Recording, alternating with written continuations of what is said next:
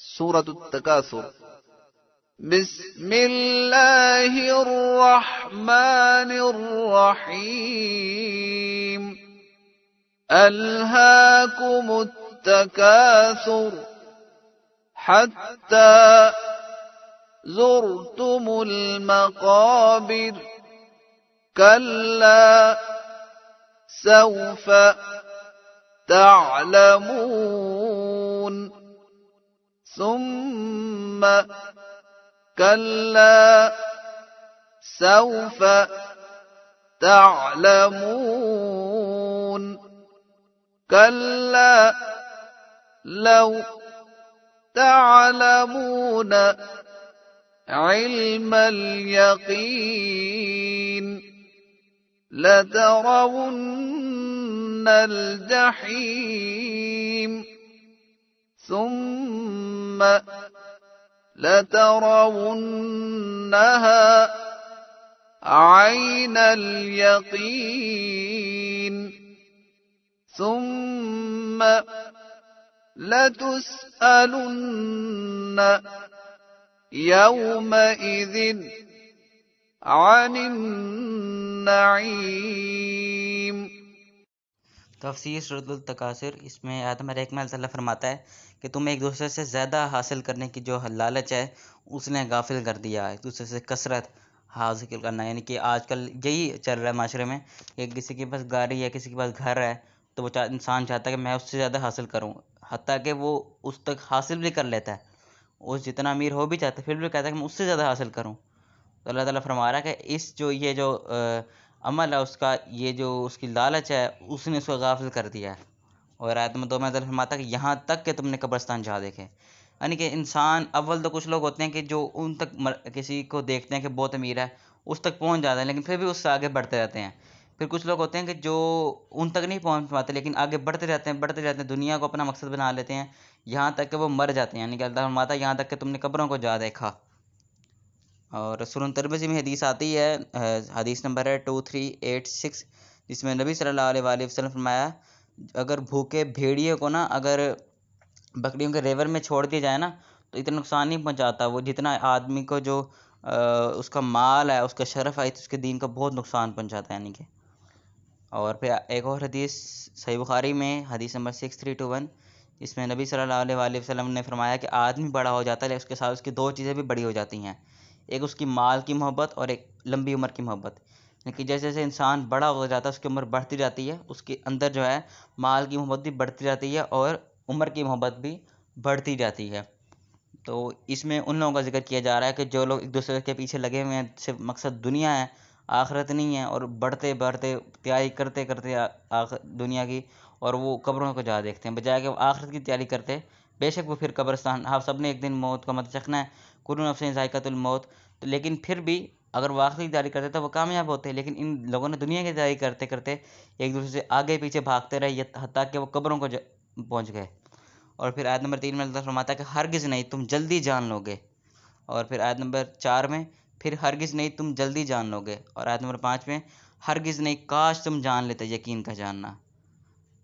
اس میں یعنی کہ اللہ تعالیٰ فرما رہا ہے کہ کاش تم جان لیتے یقین کا جاننا. حتیٰ کہ ہم سب ایمان آتے ہیں کہ قیامت ایک دن قائم ہونے والی ہے، لیکن ہم اس پہ اس طرح یقین نہیں رکھتے جس طرح ہمیں رکھنا چاہیے. اگر ایک شخص کو یقین ہو کہ قیامت قائم ہونے والی ہے اور ہمارے ایک ایک حساب جو عمل ہے اس کا حساب ہونا ہے، اور جو بھی ہم نے چھوٹا سا عمل کیا، برا عمل کیا، کسی کا حق کھایا، کسی کو برا بھلا کہا، کسی کو تکلیف پہنچائی، کسی کا مال حرام کیا، تو اس کا ایک چھوٹی سے چھوٹی چیز کا جو ہے اس کا حساب ہونا ہے. تو اس طرح اللہ تعالیٰ فرماتا ہے کاش تم جان لیتے یقین کا جاننا. اور پھر آیت نمبر 6 میں اللہ فرماتا ہے کہ یقیناً تم ضرور جہنم کو دیکھو گے. اور پھر آیت نمبر 7 میں پھر یقیناً تم اسے ضرور اسے یقین کی آنکھ سے دیکھ لو گے.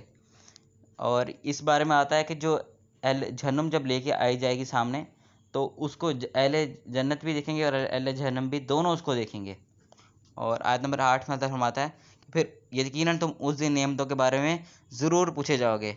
ایک حدیث آتی ہے صحیح مسلم شریف میں حدیث نمبر 2038، اس میں نبی صلی اللہ علیہ وآلہ وسلم نے فرمایا کہ ایک واقعہ ہے کہ ایک ابوبکر عمر رضی اللہ عنہ بھوک کی وجہ سے گھر سے نکلے، اور ایک انصاری جو صحابی ہیں، کیونکہ یہ مہاجر تھے، حضرت ابو بکر عمر مکے سے مدینہ ہجرت کر کے آئے تھے، تو ایک مدینہ کے انصاری صحابی کے گھر آئے، اور اس صحابی نے ان کے مہمانی میں کھجور اور بکری کا گوشت پیش کیا، تو آپ نے گوشت اور کھجوریں کھائی اور اوپر سے شیرین پانی پیا، یعنی کہ میٹھا پانی پیا۔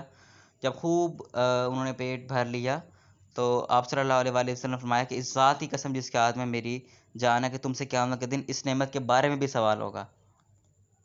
تو اس پوری صورت کا پس منظر یہ ہے کہ جو ایک دوسرے سے آگے بڑھنے کی حرص ہے، لالچ ہے، اس سے بچا رہنا ہے، اور اللہ تعالیٰ تنبیہ کر رہا ہے ہمیں پہلے ہی۔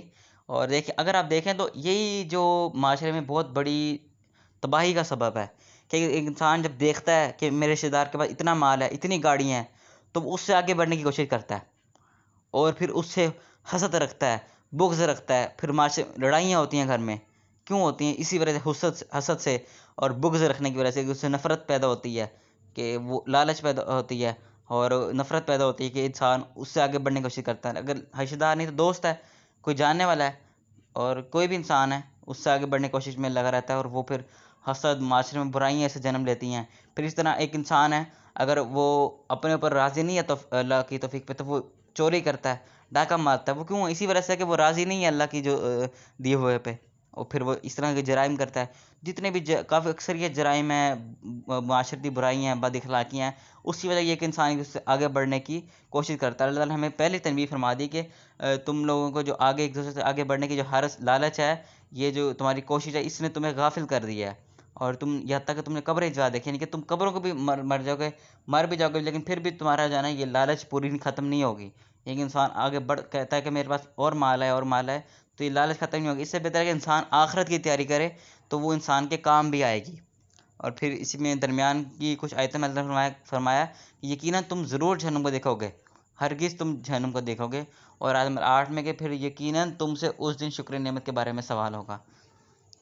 اللہ تعالیٰ نے ہمیں تمام نعمتیں دی ہیں، ہمیں آنکھ دی ہے، اور ہمیں زبان دی ہے، ہمیں انگلیاں دی ہیں، ہمیں پاؤں دی ہیں، یہ ہم اس کے ذریعے عبادت کر سکتے ہیں۔ آنکھ کے ذریعے ہم قرآن مجید پڑھ سکتے ہیں، سمجھ سکتے ہیں، علم حاصل کر سکتے ہیں اس کے، اور زبان کے ذریعے ہم اس علم کو آگے لوگوں تک پہنچا سکتے ہیں۔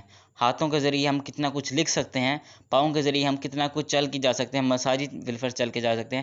یہ سب اللہ کی نعمتیں ہیں، اس پہ شکر ادا کرنا چاہیے۔ حتیٰ کہ چھوٹی چھوٹی چیز، جیسے صحیح مسلم کی حدیث آئی، اس بارے میں بھی نبی صلی اللہ علیہ وسلم نے کہ تم سے اس بارے میں بھی قیامت کے دن سوال ہوگا، کہ تم انہیں یہ اس بارے میں، جیسے ایک مثال ہے کہ ایک شخص نے جو مال کمایا، تو اس سے یہ بھی پوچھا جائے گا کہ تم نے مال کیسے کمایا۔ بالفرض ایک شخص کہتا ہے کہ میں تو مہینے کا 1 لاکھ روپے کماتا ہوں، یا 10 لاکھ روپے کماتا ہوں، اس سے پوچھا جائے گا کہ تم نے 10 لاکھ روپے کس سے کمایا، حلال طریقے سے کمایا، حرام طریقے سے کمایا، کیا وہ بینک کی نوکری تو نہیں کرتا تھا، یا سودی کاروبار تو نہیں کرتا تھا؟ اس سے یہ پوچھا جائے گا کہ تم نے حلال طریقے سے کمایا